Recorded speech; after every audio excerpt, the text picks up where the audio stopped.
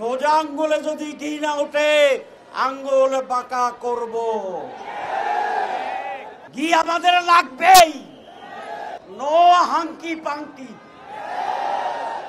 চালাকি শুরু করেছেন, সেই বলবো এই বলবো করতে করতে নির্বাচনের সময় ফেব্রুয়ারির কাছাকাছি চলে আসছেন।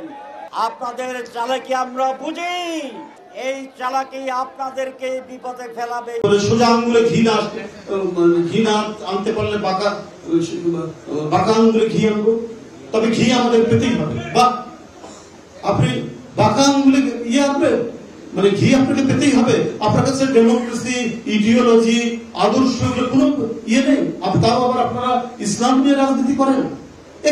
কি ধরনের কথা? ইসলামের নাম নিয়ে রাজনীতি করে বলছেন সোজা আঙ্গুলে ঘি না আসলে বাঁকা করব এবং ঘি আমাদের পেতেই হবে। অর্থাৎ আপনার কাছে মানে অবাধ সুষ্ঠু নির্বাচন গুরুত্বপূর্ণ নয়, আপনার কাছে কি বলে যে মানে জনগণের কাছে জবাবদিহিতা গুরুত্বপূর্ণ নয়, আইনের শাসন গুরুত্বপূর্ণ নয়, আপনার হচ্ছে অমল ধবল ক্ষমতা, এবং ক্ষমতাটা যে প্রক্রিয়াই হোক না কেন, এই ক্ষমতাটা যে প্রক্রিয়াই হোক আপনাকে পেতে হবে। তাহলে হাসিনার সাথে পার্থক্য কি? হাসিনার সাথে আপনাদের পার্থক্য নেই, কখনোই ছিল না।